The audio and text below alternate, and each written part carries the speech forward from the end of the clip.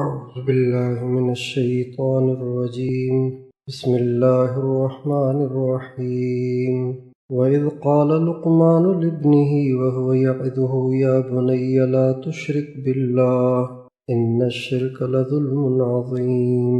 پہلے تو یہی معمول ہے کہ عشاء کے بعد ہم صحابہ کا کوئی واقعہ پڑھتے ہیں پھر مراقبہ کرتے ہیں، لیکن یہ خیال آیا کہ پوری دنیا میں جو بگاڑ ہے وہ انسانوں کی وجہ سے ہے۔ انسان صحیح ہوں تو بگاڑ ختم ہو جاتا ہے، اور انسانوں میں بگاڑ تربیت کے نہ ہونے کا نتیجہ ہے۔ اگر انسانوں کی تربیت ہو تو انسان سدھر جاتے ہیں۔ بگڑے سے بگڑے انسان کی بھی صحیح تربیت ہو تو وہ سدھر سکتا ہے، اور انسانوں کو سدھارنے کے لیے اور ان میں دین کی طلب پیدا کرنے کے لیے دعوت و تبلیغ کی محنت ہے۔ پھر جب ان میں کچھ طلب پیدا ہو جائے تو ان کو مزید اللہ تعالیٰ سے تعلق میں بڑھانے کے لیے مشائخ کی محنت ہے، اور ان میں صحیح اور غلط، حلال اور حرام، جائز اور ناجائز، مسنون اور غیر مسنون کی سمجھ پیدا کرنے کے لیے علماء کی محنت ہے۔ لیکن کیا اچھا ہو کہ بچپن ہی سے صحیح تربیت ہو، تاکہ بڑے ہو کر دین پہ چلنا آسان ہو، اور بڑے ہو کر بگاڑ کا باعث بننے کے نیکی کی زندگی گزارنے والے ہوں۔ بچپن ہی سے اگر محنت ہو تو کیا ہی اچھا۔ تو اور ہمارے معاشرے میں اولاد کی تربیت پر بالکل توجہ نہیں ہے۔ ماں باپ کے پاس ایک تو ٹائم نہیں تربیت کا، پھر ان کو پتہ بھی نہیں کہ تربیت میں کرنا کیا ہے، ان کو پتہ ہی نہیں کہ تربیت میں کیا کرنا ہے۔ بہت جذبہ بن جاتا ہے، تبلیغ میں گئے 4 مہینے لگے، بہت جذبہ بن گیا، کیا کرتے ہیں اب کان سے پکڑ کے بچے کو مدرسے کے حوالے کر دیتے کہ جی یہ ہم نے بچہ دے دیا اللہ کو، اب آپ جانے یہ بچہ جانے۔ بچے کی تربیت کیسے ہوتی ہے، بچے میں نیکی کیسے پیدا کی جاتی ہے، اس کی نہ سمجھ ہے اور نہ اس کی کوئی تحقیق کرتا ہے۔ زیادہ سے زیادہ اپنے بچوں کو دیندار بنانے کے لیے یا تو ان کو تبلیغ میں بھیج دیتے ہیں یا پھر ان کو مدرسوں کے حوالے کر دیتے ہیں، اور جبکہ بچے کی بنیادی تربیت نہ مدرسے والوں کی ذمہ داری ہے نہ تبلیغ والوں کی ذمہ داری ہے، بلکہ بچے کی بنیادی تربیت ماں اور باپ کی ذمہ داری۔ اب ماں باپ کیا سکھائیں اس کا دینداروں کو بھی پتہ نہیں ہوتا۔ بہت سے لوگ پوچھتے ہیں بچے بگڑ گئے ہیں، پریشان ہوں۔ آج دوپہر کو ایک شخص آئے، 37 سال کے بعد ان سے آج ملاقات ہوئی۔ میں نے ان کو بچپن میں دیکھا تھا، میری عمر ہوگی کوئی 13-14 سال، اور ان کی عمر بڑی تھی، کوئی 25 سال عمر ہوگی اس وقت ان کی۔ درزی تھے، میرے بڑے بھائی ان سے کپڑے سلواتے تھے۔ ظہر کے بعد جب بیان ختم ہوا تو وہ آ کے ملے، تو ان کی آواز سے میں نے ان کو پہچانا۔ 37 سال کے بعد ان سے ملاقات ہوئی، کہنے لگے کہ ملنے آیا ہوں آپ سے، آپ نے پہچانا؟ میں نے کہا بالکل پہچانا۔ تو کہنے لگے الگ سے ملنا ہے، میں نے کہا ٹھیک۔ کہنے لگے آپ تھکے ہوئے ہوں گے، مختصر بات کر لوں؟ میں نے کہا ہاں مختصر کریں۔ کہا بیٹے کے بارے میں بہت پریشان، نشے پہ اتر گیا ہے، پولیس پکڑ کے لے گئی تھی، ابھی پولیس سے چھڑوایا ہے اس کو، لیکن سدھرنے کے لیے تیار نہیں ہے وہ۔ تو یہ صرف ان ایک کا مسئلہ نہیں ہے، یہ اوور آل ہر طرف یہ ماحول ہے۔ ہم حیدرآباد سے نکل رہے تھے اور حالہ آ رہے تھے، تو پھلیلی پل ہے، وہاں سے گزر رہے تھے، وہاں ایک تھانہ ہے، اس کے پاس سے گزرے تو ہماری گاڑی کو ایک ٹرک لگ گیا، سائیڈ لگی اس کی، تو گاڑی کو نقصان ہوا تھوڑا سا۔ تو ہم جو اترے تو وہ جو ہماری گاڑی چلا رہے تھے وہ اور ٹرک والے آپس میں تھوڑا سا لگ گئے، تو وہ آپس میں بحث کرتے رہے۔ میں ذرا اتر کے تھوڑا سا، میں نے کہا ہوا شوا لے لوں، میں اتر کے باہر کھڑا ہو گیا تو میرے سامنے ایک رکشے سے ایک لڑکا اترا، ایک عورت اتری اور ایک پولیس والا۔ میں نے کہا کہ کیا ماجرا ہے، کیا مسئلہ ہے؟ تو وہ کہنے لگے اس عورت نے اپنے بچے کو گرفتار کروایا ہے، ماں نے اپنے بیٹے کو گرفتار کروایا ہے۔ اب اندازہ لگائیے کہ ماں کتنی رحم دل ہوتی ہے، لیکن اس بچے نے اتنا مجبور کر دیا کہ اس نے پولیس کو بلوا کے اپنے بچے کو گرفتار کروایا۔ یہ بچے ماں کے پیٹ سے ایسے نہیں نکلتے، یہ بہت اچھے ہوتے ہیں بچپن میں، سارے ہی بچے معصوم ہوتے ہیں، سارے ہی بچے اچھے ہوتے ہیں، کورے کاغذ ہوتے ہیں، بس ان پہ جو لکھائی لکھی جاتی ہے ویسے بن جاتے ہیں۔ تو بس یہ سارا پس منظر ہے جس کی وجہ سے یہ خیال آیا کہ بچوں کی تربیت کریں، بچوں کی تربیت کریں، بچوں کی تربیت کریں، بچوں کی تربیت کریں۔ تو یہ تو کہنے والے بہت کہتے ہیں، لیکن بچوں کی تربیت میں کریں کیا سکھائیں بھائی ان کو؟ یہ بھی تو بتاؤ نا۔ نورانی قاعدہ تو پڑھا لیا، سدھرا تو پھر بھی نہیں، حافظ بھی بنا دیا پھر بھی نہیں سدھرا، عالم بھی بنا دیا پھر بھی نہیں سدھرا، 4 مہینے بھی لگوا دیے اب بھی ننگی فلمیں دیکھتا ہے۔ اب بتائیے کیا کریں؟ یہ چند آیتیں ہیں، میرا خیال ہے کوئی یہ 8 آیتیں ہیں۔ ان 8 آیتوں میں اللہ تعالیٰ نے گویا ایک نصاب دے دیا ہے کہ بچوں کو سکھانا کیا ہے۔ جن بچوں کو ماں باپ یہ چیزیں سکھا دیں وہ بچے پھر نیک رہتے ہیں، وہ بچے پھر اللہ والے بنتے ہیں، وہ بچے پھر ماں باپ کی آنکھوں کی ٹھنڈک بنتے ہیں۔ اور جن بچوں کو یہ نہیں سکھایا جاتا تو بس پھر وہ بچے جو بنتے ہیں وہ دیکھ رہی ہے دنیا۔ تو یہ جو آیت آپ کے سامنے ابھی میں نے پڑھی، اللہ تعالیٰ نے حضرت لقمان علیہ السلام کو بہت نوازا تھا، اور اللہ تعالیٰ قرآن پاک میں ان کی تعریف فرماتے ہیں اور فرماتے ہیں کہ ہم نے لقمان کو دین کی سمجھ دی تھی۔ ہم نے لقمان کو دین کی، ایک ہوتا ہے دین کا علم، وہ الگ چیز ہوتا ہے، ایک ہوتی ہے دین کی سمجھ، وہ الگ چیز ہوتی ہے۔ حضرت امام ابو حنیفہ رحمۃ اللہ علیہ نے ایک دفعہ اپنے شاگرد رشید حضرت امام محمد ان کو پڑھا رہے تھے، مسائل پڑھا رہے تھے کہ فجر میں ان صورتوں کی تلاوت، ظہر میں ان صورتوں کی تلاوت، ظہر عصر مغرب عشاء، مسنون جو طریقہ کار ہے نماز میں قرآن پڑھنے کا، تلاوت کا، اس کے مسائل ان کو سکھائے۔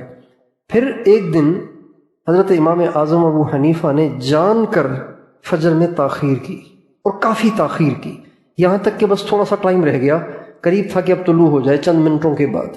امام صاحب نے فرمایا نماز پڑھاؤ، امام محمد سے فرمایا نماز پڑھاؤ۔ انہوں نے نماز پڑھائی تو پہلی رکعت میں پڑھی قل اعوذ برب الفلق اور دوسری میں پڑھی قل اعوذ برب الناس۔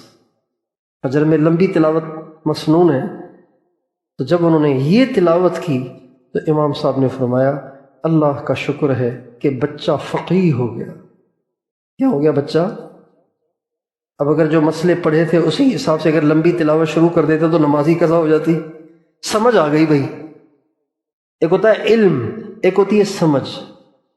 اللہ تعالیٰ نے لقمان علیہ السلام کو سمجھ دی تھی، حکمت سمجھ کو کہتے ہیں، سمجھ، دین کی سمجھ۔ اللہ تعالیٰ فرماتے ہیں ہم نے لقمان کو دین کی سمجھ دی تھی۔ پھر لقمان علیہ السلام نے اپنے بیٹے کو جو باتیں فرمائی ہیں ان باتوں کا اللہ نے قرآن میں تذکرہ کیا۔ اب آپ دیکھیں کہ قرآن پاک میں یہ بتانے کا اور کیا مقصد ہو سکتا ہے کہ اے میرے نبی آپ یاد کریں اس وقت کو جب حضرت لقمان نے کہا اپنے بیٹے سے کہ بیٹے شرک نہ کرنا، یہ بہت بڑا ظلم ہے، اور پھر آگے بہت ساری باتیں۔ اس بات کو قرآن پاک میں ذکر کرنے کا کیا مقصد ہو سکتا ہے سوائے اس کے کہ اولاد کی تربیت یوں کی جاتی ہے؟ اس کے سوا اور کیا مقصد ہو سکتا ہے یہاں پہ؟ تو کبھی ذہن اس طرف نہیں گیا کہ اولاد کی تربیت کا طریقہ بتانے اور اس کو جن جن باتوں پر لانے کی محنت کرنی ہے، جن جن باتوں کو اس کے اندر رچا دینا ہے، بسا دینا ہے، وہ کیا ہیں، وہ کون سے عنوان ہیں، کون سے مضامین ہیں، کون سے قصے ہیں، کون سی باتیں ہیں جو بچوں کو سکھانی ہیں۔ اللہ تعالیٰ نے اس سورت کی ان چند آیات میں ہمیں یہ بتایا ہے کہ بچوں کو سکھانا کیا ہے۔ چنانچہ اللہ تعالیٰ فرماتے ہیں وَإِذْ قَالَ لُقْمَانُ لِابْنِهِ وَهُوَ يَعِظُهُ يَا بُنَيَّ لَا تُشْرِكْ بِاللَّهِ إِنَّ الشِّرْكَ لَظُلْمٌ عَظِيمٌ۔ اے نبی، آپ یاد کریں اس وقت کو جب حضرت لقمان اپنے بیٹے سے کہہ رہے تھے اور وہ ان کو نصیحت کر رہے تھے۔ اللہ تعالیٰ نے اب وَهُوَ يَعِظُهُ کے لفظ کو جو ذکر کیا ہے وہ اس کے علاوہ اور کہیں بھی ذکر نہیں کیا۔ وَإِذْ قَالَ مُوسَىٰ لِقَوْمِهِ یا قوم، موسیٰ علیہ السلام نے اپنی قوم سے کہا اے قوم۔ آگے کیا فرمایا؟ استعینوا باللہ واصبروا۔ نوح علیہ السلام نے اپنی قوم سے کہا یوں، عیسیٰ علیہ السلام نے اپنی قوم سے کہا للحواریین، حواریین سے کہا کونوا انصار اللہ، اللہ کے مددگار بن جاؤ۔ فلاں نے فلاں کو یوں کہا، فلاں نے فلاں کو یوں کہا، پورے قرآن میں یہی اسلوب ہے۔ اللہ تعالیٰ نے یہاں اپنے اسلوب کو بدلا ہے اور آپ فرماتے ہیں کہ یاد کرو اس وقت کو جب سلیمان علیہ السلام نے اپنے بیٹے کو کہا جب کہ وہ انہیں نصیحت کر رہے تھے۔ تو ایک تو اس سے یہ پتہ چلا کہ اولاد کو نصیحت کرنی چاہیے، آزاد نہیں چھوڑنا چاہیے، نصیحت کرنی چاہیے، آرڈر نہیں دینا چاہیے۔ یعظہ یأمرہ نہیں، نصیحت کر رہے تھے، آرڈر نہیں دے رہے تھے۔ اور پھر یہاں پہ اللہ تعالیٰ نے کہا وَإِذْ قَالَ لُقْمَانُ لِابْنِهِ، جب کہا لقمان نے اپنے بیٹے سے، وَهُوَ وَعَظَهُ، اور انہوں نے ان کو نصیحت کی۔ یہ نہیں کہا، قالق کے ساتھ مناسبت تو وعظ کی تھی، اللہ نے یعظ کہہ دیا، مضارع کا صیغہ لا کر اس بات کی طرف اشارہ کیا کہ اولاد کو ایک دفعہ نہیں سمجھایا جاتا، سمجھاتے ہی رہنا چاہیے۔ ایک دفعہ سمجھایا نہیں تمہیں پھر وہی کر رہا ہے تو، ایسے نہیں، پھر سمجھاؤ، پھر سمجھاؤ، پھر سمجھاؤ، سمجھاتے ہی رہو۔ اللہ تعالیٰ بچوں کی تربیت کا انداز ہمیں یہاں سے دے رہے ہیں کہ بچوں کی تربیت کیسے کرنی ہے۔ ایک تو بچوں کو نصیحت کرنی چاہیے اور کرتے رہنی چاہیے، تھکنا نہیں چاہیے۔ کہہ تو دیا ایک دفعہ کہنا کافی ہوتا ہے؟ نہیں، ایک دفعہ تو کوئی بھی نہیں سمجھتا، ایک دفعہ کہنے سے تو کوئی بہت مجھا ہوا کوئی ہوتا ہے جس کو ایک دفعہ سمجھاؤ تو بس کہتا ہے اب نہیں ہوگا، سمجھانا پڑتا ہے۔ وذکر فإن الذکریٰ تنفع المؤمنین، سمجھاتے رہیے، اس لیے کہ سمجھانے سے فائدہ ہوتا ہے۔ تو پہلی بات، اولاد کو سمجھانا چاہیے، اولاد کو نصیحت کرتے رہنا چاہیے، اور یہ نصیحت کا سلسلہ ہمیشہ جاری رہنا چاہیے۔ یہ نہیں کہ جب ایک دفعہ ایک بات کہہ دی بس اب آپ نے اپنے سر سے اتار دی، ایسے نہیں ہونا چاہیے، بلکہ سمجھاتے رہیں، سمجھاتے رہیں، سمجھاتے رہیں، سمجھاتے رہیں، کبھی کچھ سمجھائیں، کبھی کچھ سمجھائیں، کبھی کچھ سمجھائیں، اتنا نہ سمجھائیں کہ وہ اکتائی جائے، لیکن ذرا حکمت اور بصیرت سے، سمجھ سے، بوجھ سے سمجھاتے رہنا چاہیے۔ سمجھانے کے سلسلے کو بند نہیں کرنا چاہیے۔ بہت سے لوگ اپنے بچوں کو ایک دفعہ سمجھاتے ہیں، جب وہ دوبارہ وہ کرتے ہیں تو ان سے بات کرنا چھوڑ دیتے ہیں، ان سے ملنا چھوڑ دیتے ہیں، ان سے بائیکاٹ کر دیتے ہیں۔ یہ بہت بڑی غلطی ہے، آج کل کے زمانے میں خصوصاً یہ بہت بڑی غلطی ہے۔ جو لوگ اپنے بچوں سے قطع تعلق کر لیتے ہیں، بائیکاٹ کر دیتے ہیں، ان کے نہ ماننے پر ان کو بالکل کٹ آف کر دیتے ہیں، تو وہ گویا اپنے ہاتھوں سے اپنے بچے کو شیطان کے حوالے کر دیتے ہیں۔ یعظہ، ایک دفعہ سمجھانے، دو دفعہ سمجھانے، تین دفعہ سمجھانے کے بعد بیزار نہیں آ جانا چاہیے، بلکہ نصیحت کا سلسلہ جاری رکھنا چاہیے۔ یعظہ کا مطلب یہ ہے، یہ سلسلہ بولیے، اب اس میں تھوڑی سی برداشت چاہیے ہوتی ہے، تھوڑی سی برداشت چاہیے ہوتی ہے، اور وہ ہم میں ہوتی نہیں ہے۔ اب تربیت کیسے کریں جبکہ خود ہی تربیت یافتہ نہیں ہے، خود ہی بگڑے ہوئے ہیں، نفس کے مارے ہوئے، شیطان کے غلام؟ تو بتائیے بچوں کی تربیت کیسے کریں؟ بس یہیں سے سارا بگاڑ شروع ہوتا ہے۔ کوئی بچہ دہشت گرد نہیں پیدا ہوتا، کوئی بچہ چور نہیں پیدا ہوتا، کوئی بچہ جھگڑالو اور بدتمیز پیدا نہیں ہوتا، کوئی بچہ بد اخلاق پیدا نہیں ہوتا۔ فَأَبَوَاهُ يُهَوِّدَانِهِ وَيُنَصِّرَانِهِ وَيُمَجِّسَانِهِ، اب علیہ السلام فرماتے ہیں ماں باپ اسے یہودی بناتے ہیں، ماں باپ اسے عیسائی بناتے ہیں، ماں باپ اسے مجوسی بناتے ہیں۔ اب یہ جس نے دارالعلوم حقانیہ میں خود کچھ دھماکہ کیا، نوجوان ہے، نوجوان لڑکا ہے، 25-27 سال کا، اتنے اللہ کے مقبول بندوں کو اس نے موت کے گھاٹ اتار دیا، امت کو ان کے فیوز و برکات سے محروم کر دیا، اور کتنی دہشت پھیلا دی ہر طرف۔ یہ بچپن سے ایسے نہیں تھا، اگر اس کی ماں، اس کے باپ اس پہ توجہ دیتے تو یہ سدھر سکتا تھا، تربیت نہیں، لہٰذا ایسا ہو گیا۔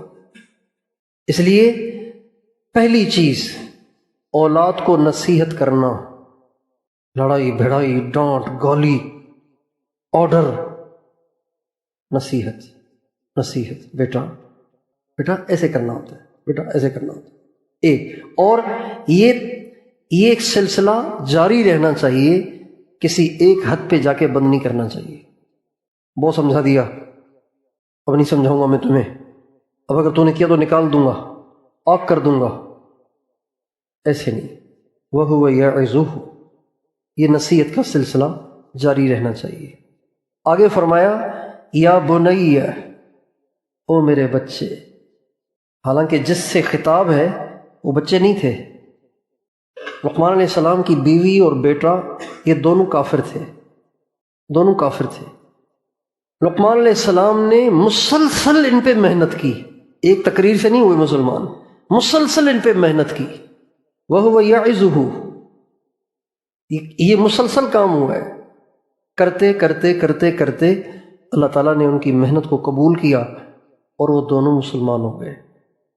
اس کا نام تھا ثاران، لقمان علیہ السلام کے بیٹے کا نام تھا ثاران، بعضوں نے اور نام بھی بتائے ہیں۔ تو یہ چھوٹا بچہ نہیں ہے، آگے آپ دیکھیں گے تو یہ چھوٹے بچے والی باتیں نہیں ہیں، یہ بڑی عمر کا ہے۔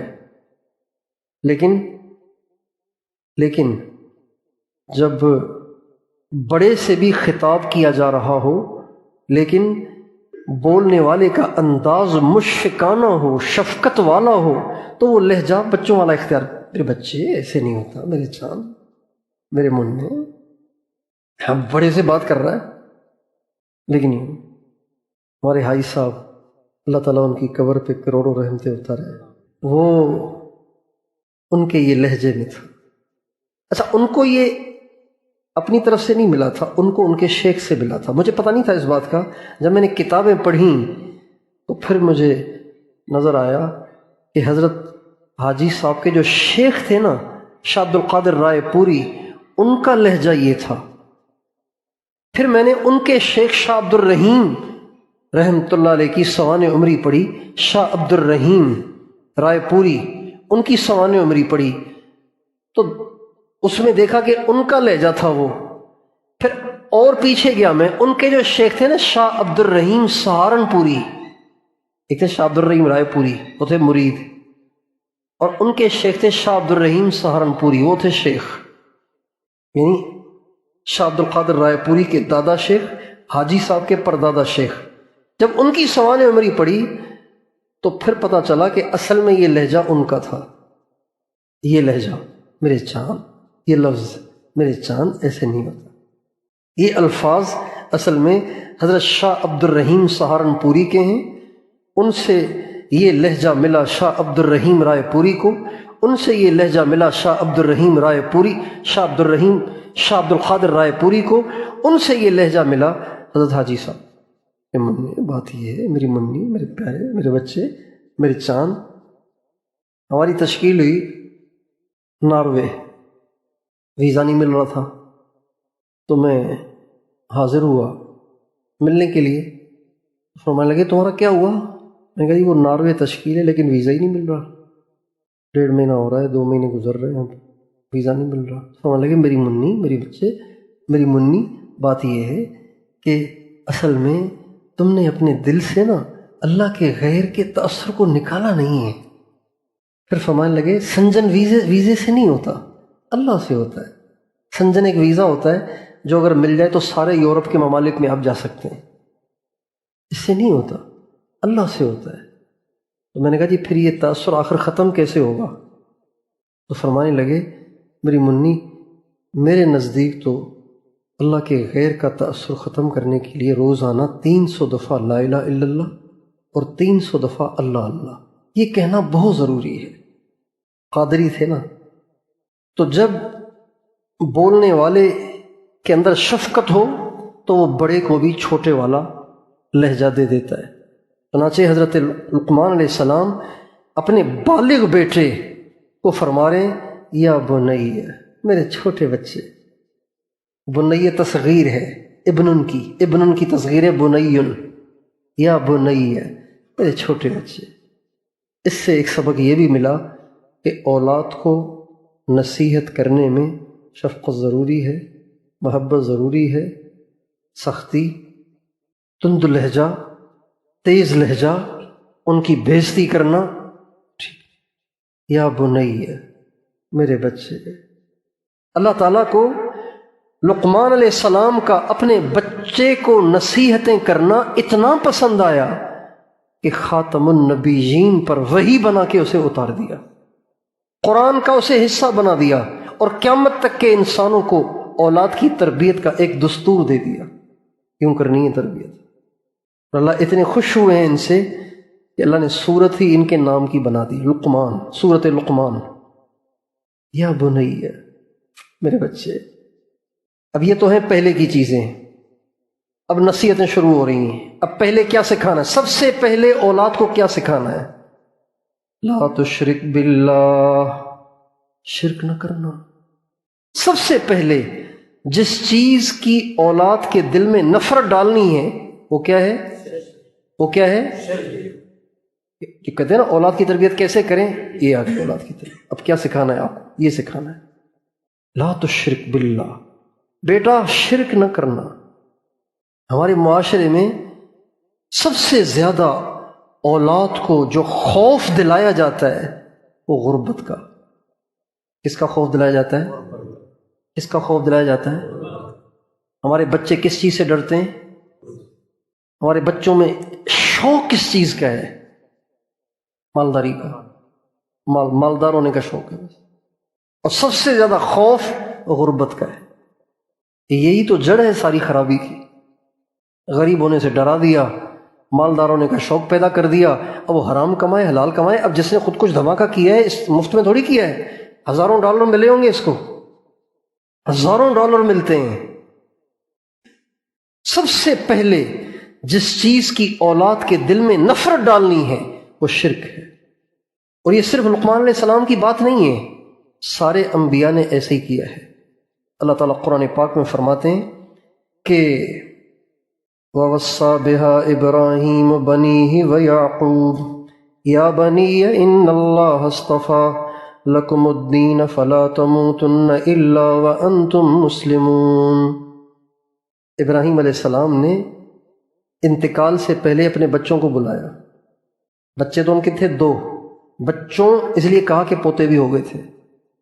ان سب کو بلایا، اسماعیل علیہ السلام، اسحاق علیہ السلام، اور ان کے بیٹے یعقوب علیہ السلام، ان سب کو بلایا اور فرمایا بیٹا اللہ تعالیٰ نے تمہیں اسلام دین دیا ہے، تم اسلام نہ چھوڑنا، کفر میں نہ جانا کبھی۔ فلا تموتن، ہرگز ہرگز اللہ کے ساتھ کسی کو شریک نہیں کرنا، کفر میں نہ جانا، ایسے ہی رہنا۔ یہ انتقال سے پہلے ابراہیم علیہ السلام نے اپنے بچوں کو نصیحت کی ہے، اور یہی نصیحت یعقوب علیہ السلام نے بھی کی ہے۔ وَوَصَّى بِهَا إِبْرَاهِيمُ بَنِيهِ وَيَعْقُوبُ، اور یعقوب علیہ السلام نے بھی اپنے 12 بچوں کو جمع کر کے ان کو یہی نصیحت کی، بیٹا اسلام سے آگے پیچھے نہ ہونا، شرک میں نہ جانا، کفر میں نہ جانا، اسی پہ رہنا، اسی پہ مرنا، اسی پہ جینا۔ یہ وہ چیز ہے جو اولاد کو سب سے پہلے سکھانی چاہیے۔ اور ایک جگہ اللہ تعالیٰ قرآن پاک میں فرماتے ہیں ام کنتم شہداء اذ حضر یعقوب الموت اذ قال لبنیہ ما تعبدون من بعدی قالوا نعبد الہک والہ آبائک ابراہیم واسماعیل واسحاق الہا واحدا۔ یعقوب علیہ السلام کے جب مرنے کا وقت آیا، دنیا سے جانے کا وقت آیا، تو بچوں کو بٹھایا اور فرمایا بتاؤ میرے بعد کس کی عبادت کرو گے؟ کہ ابو اسی کی کریں گے جس کی آپ کے والد نے اور ہمارے تایا اسماعیل نے، آپ کے والد یعنی ہمارے دادا حضرت اسحاق نے، اور ہمارے تایا دادا حضرت اسماعیل نے، اور ان کے والد حضرت ابراہیم نے جس کی عبادت کی اسی کی عبادت کریں گے، الہا واحدا، ایک ہی کی کریں گے۔ یہ بنیادی چیز ہے جو بچوں کو سکھانی ہے، کسی کی عبادت نہیں کرنی، کسی کو شریک نہیں ٹھہرانا اللہ کا، لیکن یہ بات سمجھانی ہے شفقت سے، پیار سے۔ جو بات پیار سے سمجھائی جائے نا تو وہ جلدی قبول ہو جاتی ہے، جو سختی سے سمجھائی جائے تو وہ مشکل ہو جاتی ہے۔ کئی دفعہ ایسے ہوا، اور یہ بہت ہوتا ہے ہمارے ساتھ۔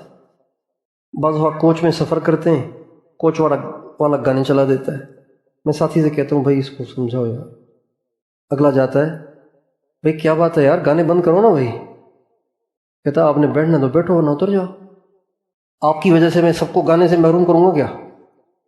اب کہتا ویتا کوئی نہیں ہے اس کو، لیکن لہجہ اس کو طیش میں لے آتا ہے۔ کہتا ویتا کوئی نہیں اس کو، کہتا میں صرف آپ کی مانوں کیا، اتنے ساروں کی نہیں مانوں، ایسے لگتا ہے جیسے سب نے اس کو قسم دی ہوگی بھائی گانے چلانے، حالانکہ ایسے نہیں ہوتا، یہ طیش کا نتیجہ ہوتا ہے۔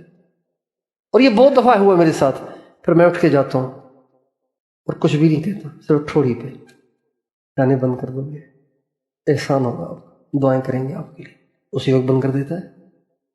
اب کوئی نہیں کہتا اس کو کہ بھی کیوں بند کر دیے۔ یہ لہجے کا فرق ہوتا ہے۔ اللہ تعالیٰ نے انسان کے لہجے میں عجیب اثر رکھا ہے۔ اوئے اب یہ بھی لہجہ ہے بھائی، ایسے نہ کرو یار، یہ بھی لہجہ ہے، کتنا فرق ہے۔ ہمارے مولانا احسان صاحب فرماتے تھے جب جماعتیں نکلتی تھیں نا تو ہدایات میں فرماتے تھے کہ بھئی ساتھیوں کو اچھے الفاظ سے مخاطب کیا کرنا، سختی کا لہجہ نہ اپنانا۔ نوجوان ساتھی ہیں، سوئے ہوئے ہیں، فجر کی نماز کا ٹائم قریب ہو رہا ہے، اب او نکمو اس لیے نکلے ہو، کب اٹھو گے، بڑے نااہل ہو یار، فجر میں بھی نہیں اٹھ رہے تم۔ ایک یہ لہجہ ہے، اور ایک یہ لہجہ ہے او اللہ کے شیرو سارا دن تھکے ہو، ہمت کرو، نماز کا وقت ہو رہا ہے۔ یا بنی فبما رحمت من اللہ لنت لهم ولو كنت فظا غلیظ القلب لانفضوا من حولک۔ اے میرے نبی، میری رحمت سے آپ نرم ہیں، اس لیے سب آپ کے ساتھ جڑے ہوئے ہیں، اگر آپ سخت ہوتے تو سب چھوڑ جاتے۔ تو حضور سے کہہ رہے ہیں اللہ، تو نرمی اور سب سے پہلی چیز جو سکھانی ہے وہ ہے شرک کی نفرت، شرک نہیں کرنا۔ حضرت ابو ذر غفاری رضی اللہ تعالیٰ عنہ نے نبی پاک علیہ السلام سے کہا رسول اللہ کوئی نصیحت فرمائیں، آپ نے فرمایا لا تشرک باللہ، شرک نہ کرنا، وَإِن قُتِلْتَ أَوْ حُرِّقْتَ، اگر تمہیں قتل بھی کر دیا جائے تو ہو جانا، شرک نہ کرنا، اگر تمہیں زندہ جلا دیا جائے تو جل جانا، شرک نہ کرنا۔ اتنی نفرت شرک کی، اتنی بری چیز ہے شرک، جل جانا گوارا کرنا چاہیے، شرک نہیں کرنا چاہیے۔ اور یہ جتنے واقعات ہم سنتے ہیں نا حضرات صحابہ کرام کی تکلیفوں کے، یہ سب ان کو شرک پر پریشرائز کرنے کے لیے واقعات رونما ہوئے۔ حضرت بلال دعوت نہیں دیتے تھے کہ بھئی گشت کیوں کرتے ہو اس لیے مارتے تھے، نہیں، حضرت بلال سے کہتے تھے کہ تم شرک کرو، وہ کہتے نہیں، احد، دو نہیں ایک۔ ان کو غصہ آتا وہ مارتے تھے، رسیاں باندھ کے گھسیٹتے تھے، تپتی ہوئی ریت پہ لٹاتے تھے، بھاری پتھر سینے پہ رکھ دیتے تھے۔ کیا؟ شرک کرو، ایمان چھوڑ دو، توحید چھوڑ دو۔ کہتے نہیں، یہ نہیں چھوڑو، تم چاہے کچھ بھی کر لو۔ حضرت خباب کو آگ کے بھڑکتے انگاروں پہ گھسیٹا جا رہا ہے، اور وہ انگارے ٹھنڈک سے یا وقت کے گزرنے سے نہیں بجھتے تھے، بلکہ وہ انگارے پیٹھ سے جو خون اور چربی اور پانی نکلتا تھا اس سے وہ انگارے بجھتے تھے، مگر وہ پھر بھی ان کو اٹھاتے نہیں تھے انگاروں سے۔ اور ان کا مطالبہ کیا تھا؟ مطالبہ کیا تھا؟ کیا کرنا ہے جس کو وہ نہیں کر رہے، جس کی سزا بھگت رہے ہیں؟ جو وہ کروانا چاہ رہے ہیں وہ تھا شرک، اور یہ کرنے کو تیار نہیں تھے، اس لیے کہ انگاروں پہ گھسیٹا جانا قابل برداشت ہے، شرک قابل برداشت نہیں۔ اتنی نفرت اگر کسی بچے کے دل میں بٹھا دی جائے شرک کی، تو بتائیے پھر ماں باپ کو اس کے ایمان پہ مطمئن ہو جانا چاہیے نہیں ہو جانا چاہیے؟ پھر وہ بچہ کافر ہو سکتا ہے؟ اسلام سے ہٹ سکتا ہے؟ حضرت سمیہ ساری زندگی پٹائی، حضرت یاسر ساری زندگی پٹائی، حضرت عمار ساری زندگی پٹائی، تینوں کی، پوری فیملی سب کی پٹائی۔ اور حضرت سمیہ کو تو ابو جہل نے ناف کے نیچے نیزہ مارا، شہید ہو گئی۔ بوڑھی عورت شہید ہو گئی۔ مطالبہ کیا؟ شرک، اور کوئی مطالبہ نہیں۔ یعنی کہ وہ کام کروانا چاہتے تھے اور وہ کام نہیں کرتی تھیں، شرک یہ مطالبہ تھا۔ شہید ہو گئیں، شرک نہیں کیا۔ حضرت آسیہ فرعون کی بیوی ہیں، رانی ہیں، بادشاہ کی بیوی، ایمان کی بات لیک ہو گئی۔ اب اس نے پریشرائز کیا، نہیں چھوڑ دو اسے، کفر کرو، شرک کرو۔ ان کا نہیں، ان کا پھر دیکھو میں کیا کرتا ہوں، ہاتھوں میں کیلے، پاؤں میں کیلے ٹھکوا دیے، کیل ٹھکوا دیے ہاتھوں میں پاؤں میں۔ مروا دیتا تو ایک ہی ضرب سے گردن کٹ جاتی، تو جان ہی چھوٹ جاتی، سسک کے مارا اس نے۔ اور مطالبہ کیا؟ شرک، مطالبہ کیا؟ لیکن ہاتھوں پہ کیل، ہاتھوں پہ کلے، پاؤں پہ کلے برداشت کیے، لیکن شرک نہیں کیا۔ فرعون کی باندی حضرت آسیہ کی صبح سے وہ بھی مسلمان ہو، وہ ان کی خادمہ تھیں، وہ بھی مسلمان ہو گئی، انہوں نے دعوت دی ہوگی، مسلمان ہو گئی۔ فرعون اس کے بھی پیچھے پڑ گیا، چھوڑ چھوڑ چھوڑ چھوڑ چھوڑ۔ چنانچہ فرعون نے اس کے لیے تیل ابلوایا، کڑھائی میں تیل ابلوایا، پریشرائز کرنے کے لیے، ڈر اور خوف پیدا کرنے کے لیے کڑھائی میں تیل ابلوایا۔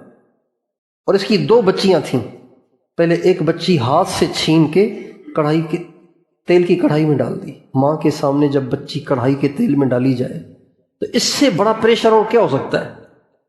لیکن نہیں، بچی کو تیل میں بھون دیا جانا حضرت آسیہ کی باندی نے برداشت کیا، شرک نہیں کیا۔ پھر دوسری کو بھی کیا، پھر خود کو بھی ڈال دیا۔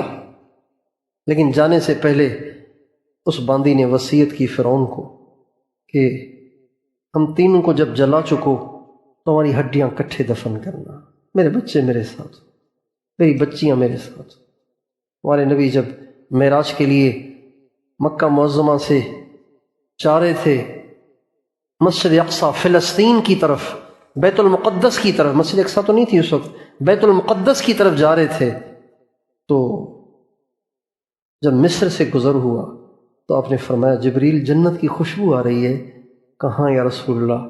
یہ فرعون کی باندی ہے جس کو اس کی بچیوں کو فرعون نے ابلوا دیا تھا، تو جب سے ان کو دفن کیا گیا ہے تب سے ان کی قبر سے جنت کی خوشبو آ رہی ہے۔ یہ سارے واقعات بتاتے ہیں کہ شرک کتنی بری چیز ہے اور ایمان کتنا اہم، توحید کتنی اہم ہے۔ سب سے پہلی چیز بچوں کو یہ سکھانی ہے۔ فرعون نے موسیٰ علیہ السلام کو ہرانے کے لیے جادوگروں کو بلایا، لاٹھی ڈالتے ہیں سانپ بن جاتا ہے، تو بھئی ہم بھی ایسے جادوگر بلوا لیتے ہیں کہ جو لاٹھی سے سانپ بنائیں، تاکہ لوگوں پہ جو موسیٰ کا اثر بڑھ رہا ہے وہ ختم ہو، تاکہ لوگ یہ سمجھیں کہ بھئی یہ بھی ایک جادوگر ہے، چنانچہ 80,000 جادوگر بلوائے۔ تاریخی بات ہے، 80,000 یا 60,000 یا 50,000، جتنے بھی ہزاروں، بہت بڑی تعداد میں جادوگر آئے، ایک ہاتھ میں رسی ایک ہاتھ میں لاٹھی ڈال دیں۔ جادوگر تھے، لوگوں کی نگاہوں پہ جادو کیا تو لوگوں کو وہ پڑی رسیاں اور پڑی لاٹھیاں چلتی ہوئی محسوس ہوئیں، یعنی ایسے نظر آ رہا تھا جیسے یہ بھی سانپ ہیں۔ موسیٰ علیہ السلام نے جب لاٹھی ڈالی، اچھا جادوگروں نے جو جادو کیا وہ تو لوگوں کی نظروں پہ کیا، اپنی نظروں پہ تو نہیں کیا نا جادو۔ خود تو ان کو لاٹھیاں ہی نظر آ رہی تھیں، خود تو ان کو رسیاں ہی نظر آ رہی تھیں، لوگوں کو محسوس ہو رہا تھا یخیل الیہم من سحرہم انہا تسعی، لوگوں کو محسوس ہو رہا تھا کہ یہ سانپ بن گئے ہیں، چل رہے ہیں، حالانکہ وہ تو لاٹھیاں تھیں۔ لیکن جادوگر خود تو دیکھ رہے تھے کہ یہ تو لاٹھیاں ہیں، رسیاں ہیں، لیکن جب موسیٰ علیہ السلام نے لاٹھی ڈالی اور وہ واقعی ایسا اژدہا بنا کہ ان کی ہزاروں لاٹھیوں اور ہزاروں سانپوں کو ایک لقمے میں نگل گیا، تو وہ سب کے سب سجدے پہ گر گئے اور کہنے لگے آمنا برب موسیٰ و ہارون، ہم حضرت موسیٰ علیہ السلام حضرت ہارون علیہ السلام کے رب پہ ایمان لے آئے۔ فرعون نے جب یہ دیکھا کہ الٹی ہو گئی، کھڈا کھودا تھا موسیٰ علیہ السلام کے لیے، گر گیا میں خود، ساری اسکیم فیل ہو گئی، تو پھر اس نے پریشرائز کیا، دھمکیاں دیں ان جادوگروں کو۔ کیا کہا؟ لَأُقَطِّعَنَّ أَيْدِيَكُمْ وَأَرْجُلَكُمْ مِنْ خِلَافٍ، ایک بازو ادھر کا کاٹوں گا، ایک ٹانگ ادھر کی کاٹوں گا، تاکہ دونوں طرف سے معذور ہو جاؤ تم، ایک تو یہ سزا دوں گا اور یہ ضرور دوں گا۔ لَأُقَطِّعَنَّ کہ الفاظ بتا رہے ہیں، وہ غصے میں پھٹا جا رہا تھا، اور پھر یہ بھی کہا وَلَأُصَلِّبَنَّكُمْ فِي جُذُوعِ النَّخْلِ، پھر میں چھوڑ نہیں دوں گا، پھر تمہیں کھجوروں کے تنوں میں لٹکاؤں گا تاکہ تم بھوکے پیاسے لٹکے مر جاؤ۔ ٹانگ بھی کٹ گئی، بازو بھی کٹ گیا اور لٹکے ہوئے، کتنی بڑی سزا ہے یہ۔ وہ قسمیں کھا کے کہہ رہا ہے کہ یہ کر لوں گا تمہارے ساتھ۔ وَلَتَعْلَمُنَّ أَيُّنَا أَشَدُّ عَذَابًا وَأَبْقَىٰ، پھر تمہیں پتہ چل جائے گا کہ میں کیا ہوں۔ دھمکیاں دے رہا ہے، لیکن جب ان کو ایمان کی دولت حاصل ہو گئی تو اب انہوں نے کہا اقض ما انت قاض، اور تو جو چاہے کر، کیا کرے گا تو بھائی؟ انما تقضی هذه الحیات الدنیا، تو صرف دنیا ہی کی زندگی میں نقصان پہنچائے گا نا، ہمیں سارے نقصان منظور ہیں، ہمیں بازوؤں کا ٹانگوں کا کٹ جانا اور کھجوروں کے درختوں میں لٹک جانا اور بھوک اور پیاس سے تڑپ کے مر جانا سب برداشت ہے، شرک نہیں کریں گے، اب شرک نہیں کریں گے۔ انا آمنا بربنا لیغفر لنا خطایانا لیغفر لنا وما اکرہتنا علیہ من السحر، ہم نے اپنے رب پہ ایمان ہم لے آئے ہیں تاکہ اللہ ہماری مغفرت کر دے۔ اب ہمیں اس کی کوئی ٹینشن نہیں کہ تو ہمیں کیا کرے گا، اب ہمیں ٹینشن اس بات کی لگی ہوئی ہے کہ اب تک جو ہوا وہ معاف ہو جائے۔ اللہ اکبر۔ انا آمنا بربنا لیغفر لنا خطایانا وما اکرہتنا علیہ من السحر، اب ہمیں اس بات کی ٹینشن لگی ہوئی ہے کہ پچھلے گناہ معاف ہو جائیں، اور تو نے جو زبردستی ہم سے جادو کروایا نا، نبی کے مقابلے میں ہمیں کھڑا کیا ہے نا، بس اب ہمیں اس بات کی ٹینشن ہے کہ یہ والا جرم نا ہمارا معاف ہو جائے، باقی تجھے جو کرنا ہے کر چل۔ اس کے لہجے میں شدید غصہ ہے اور ان کے لہجے میں عجیب اطمینان اور بے پرواہی اور بے نیازی ہے۔ آپ دیکھیں لَأُقَطِّعَنَّ وَلَأُصَلِّبَنَّ وَلَتَعْلَمُنَّ، یہ سارے غصے کے لہجے ہیں۔ میں قسم کھاتا ہوں یوں کر دوں گا، میں قسم کھاتا ہوں یوں کر لوں گا، قسم کھاتا ہوں یوں کر لوں گا، اور وہ کہہ رہے ہیں اقض ما انت قاض، چل یہاں سے جو کرنا ہے کر۔ ایمان جب دل میں اتر جاتا ہے تو یہ دو باتیں انسان کو حاصل ہو جاتی، ایک اطمینان اور ایک بے نیازی، کسی کی ٹینشن نہیں۔ ایک اطمینان، چاہے جنگی جہاز آپ کے اوپر چھتری بنا لیں آپ ٹینشن میں نہیں ہوں گے، اور اس کی زندہ مثال اہل غزہ ہیں۔ ہے کوئی ان کے چہرے پہ کوئی خوف، کوئی دہشت، کوئی ہراس ہے کوئی کہ دیکھا ہے کسی نے؟ بولو بھائی۔ ایک چھوٹا بچہ کہہ رہا ہے ٹرمپ کو مخاطب ہو کر، اور ویڈیو بنوا کے اس کو وائرل کر رہا ہے، ڈرتا نہیں ہے کہ تو بیوی کو بھی کچھ کہتے ہوئے ڈرتے ہیں کہ ناراض ہو جائے گی، خام خواہ پھر مسئلہ کرے گی۔ بچے کو نہیں کچھ کہہ پاتے اور ناراض ہو جائے گا، پھر خام خواہ ٹینشن دے گا۔ یہ ہے ایمان کا اثر۔ وَهُوَ يَعِظُهُ يَا بُنَيَّ لَا تُشْرِكْ بِاللَّهِ، شرک نہ کرنا بیٹا، شرک نہ کرنا۔ وہاں نہیں۔ پھر یہ جادوگر آگے فرعون کو کہہ رہے ہیں اِنَّا آمَنَّا بِرَبِّنَا لِيَغْفِرَ لَنَا خَطَايَانَا وَمَا أَكْرَهْتَنَا عَلَيْهِ مِنَ السِّحْرِ فَاللَّهُ خَيْرٌ وَأَبْقَى إِنَّهُ مَن يَأْتِ رَبَّهُ مُجْرِمًا فَإِنَّ لَهُ جَهَنَّمَ لَا يَمُوتُ فِيهَا وَلَا يَحْيَا۔ بھائی بات یہ ہے کہ آپ کو جو کرنا ہے کر لیں، کفر اب ہم نے نہیں کرنا، اب ہمیں اس کی کوئی پریشانی نہیں کہ آپ یہ کر دیں گے، وہ جو آپ کر سکتے ہیں نا آپ کر لیں۔ ہماری فکر یہ ہے کہ بس اب پچھلے گناہ معاف ہو جائیں، اور تم نے جو کم وقت ہم سے نبی کے مقابلے میں جادو کروایا نا، بس یہ ہمارا معاف ہو جائے۔ اور جو اپنے رب کے سامنے مشرک اور مجرم بن کے جائے گا اس کو جہنم میں جانا پڑے گا، اور وہ جہنم کی سزا ایسی ہے کہ نہ جیے نہ مرے۔ یہ کہہ رہے ہیں جادوگر۔ اور اللہ تعالیٰ نے بھی قرآن مجید میں شرک کے بارے میں عجیب لہجہ اپنایا ہے۔ اللہ تعالیٰ فرماتے ہیں کہ غفار اس کا نام، غفور اس کا نام، رؤوف اس کا نام، رحمان اس کا نام، رحیم اس کا نام، کریم اس کا نام، ودود اس کا نام۔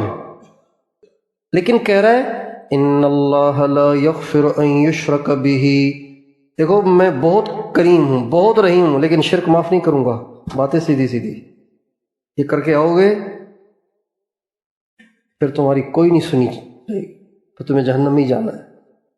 انہ من یشرک باللہ فقد حرم اللہ علیہ الجنہ، جس نے شرک کیا اللہ تعالیٰ اس پہ جہنم کو، جنت کو حرام کر دیتا ہے۔ اللہ نے اس پہ جنت کو حرام کر دیا ہے۔ بس کتنے سخت الفاظ ہیں، اللہ تعالیٰ کتنے غصے میں ہیں اس موقع پر۔ اور یہ جگہ فرماتے ہیں تکاد السماوات یتفطرن من فوقہن وتنشق الارض وتخر الجبال ہدا، منہن نہیں من فوقہن، کیوں جی حفاظ کرام؟ تکاد السماوات یتفطرن منہ، علماء میں اختلاف ہو گیا ہے، کاش میں حافظ ہوتا، ایسوں کی محتاجی نہ رہتی۔ میرے والد صاحب مجھے لے کر گئے مولانا جمشید صاحب کے پاس کہ جی یہ بچہ اب کہہ رہا ہے کہ میں نے دنیا نہیں پڑھنی، اب آپ فرمائیں کیا کریں، اس کا حفظ کرائیں کتابوں میں ڈالیں؟ مولانا فرمائیں اس کو کتابوں میں ڈالیں۔ کتابیں شروع کر دی، لیکن دماغ بہت اچھا تھا، حافظہ ایسا غضب کا تھا کہ 2 رکوع جب ایک دفعہ پڑھ لیتا تھا تو دونوں رکوع یاد ہو جاتے تھے ایک دفعہ پڑھنے سے، ایسا حافظہ تھا۔ تو میں نے حضرت مولانا احسان صاحب سے کہا کہ جی مجھے حفظ کرنے کی ضرورت نہیں ہے، میں جب پڑھتا ہوں ایک دفعہ پڑھتا ہوں تو مجھے خود ہی یاد ہو جاتا ہے، تو آیا پھر اس کی دہرائی رکھوں تاکہ حافظ ہو جاؤں؟ سر جھکا لیا، سمجھنے لگے، تھوڑی دیر کے بعد سر اٹھایا، فرمایا میری رائے نہیں۔ میں سوچتا تھا کہ یار یہ بزرگ اللہ تعالیٰ رحم فرمائے، ابھی ہمارے بزرگ ہیں، ان کو حفظ شرح صدر نہیں ہو رہا، کیا مسئلہ ہے یہ؟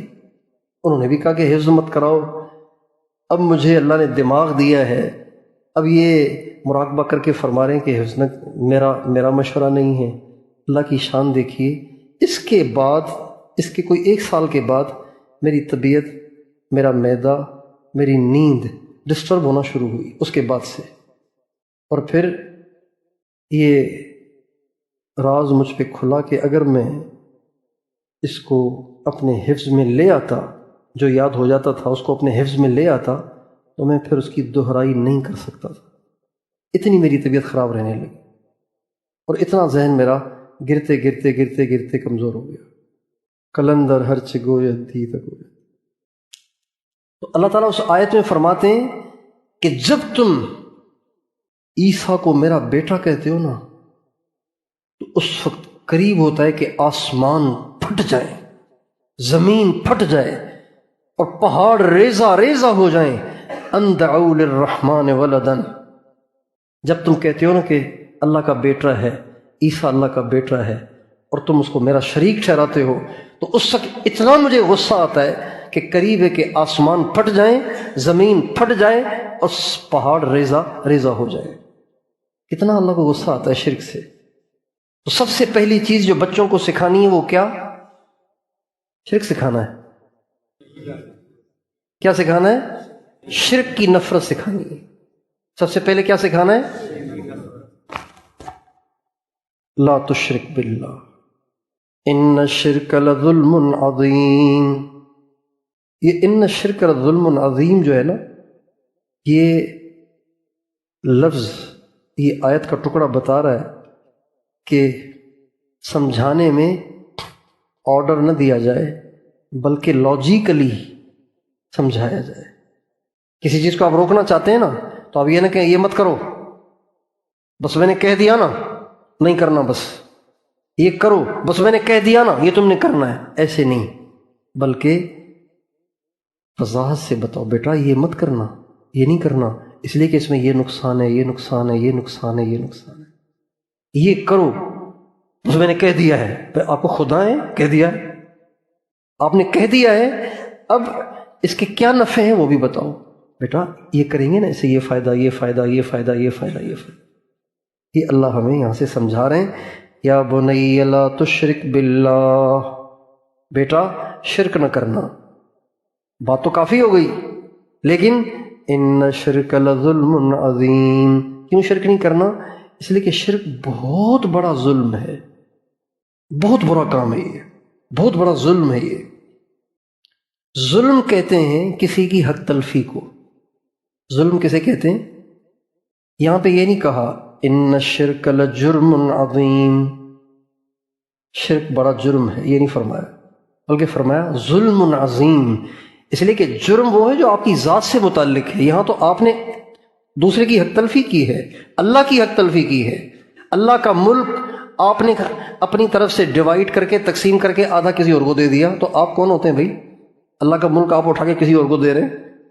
اللہ کا شرک کرنے کا سے اللہ کا شریک ٹھہرانے کا مطلب تو یہی ہے نا کہ آپ آدھا اللہ کو دے دیں، آدھا کسی اور کو دے دیں۔ تو اللہ کی حق تلفی ہے، انسانوں کی حق تلفی بھی ظلم ہے، لیکن خالق جس کا کھاتے ہیں پیتے ہیں، جس نے ہمیں عدم سے وجود بخشا، اس کی حق تلفی، بتائیے یہ عام ظلم ہے یا یہ ظلم عظیم ہے؟ دیکھیں، آپ کسی عام آدمی کے ساتھ بدتمیزی کریں یہ بھی برا ہے، اپنے باپ کے ساتھ بدتمیزی کریں تو یہ بہت بڑا جرم ہے، یہ بہت بڑی برائی ہے۔ تو کسی اور کی حق تلفی کرنا ظلم، اللہ کی حق تلفی کرنا یہ ظلم عظیم ہے، بالکل نہیں جانا اس کے قریب ہمیں۔ یہ اپنے بچوں کو سمجھائیں، بیٹا یہ ساری کائنات کا مالک اکیلا اللہ ہے، اب اس میں کسی کو شریک کریں گے تو یہ اللہ پہ ظلم ہے، اللہ کی حق تلفی ہے، اور اللہ کی حق تلفی چھوٹی نہیں ہے، اللہ کی حق تلفی بہت بڑا ظلم ہے۔ یہ ہے سب سے پہلی چیز جو ہمیں اپنے بچوں کو سکھانی ہے، اور کس لہجے سے سکھانی ہے وہ بھی بتا دیا، کس انداز سے سکھانی ہے وہ بھی بتا دیا۔ اللہ تعالیٰ مجھے اور آپ کو توفیق عطا فرمائے۔ تو امید ہے کہ انشاءاللہ اس عشرے میں یہ جو حضرت لقمان علیہ السلام نے اپنے بچے کی تربیت کی ہے نا، اس تربیت سے ہمیں بہت سے سبق ملیں گے۔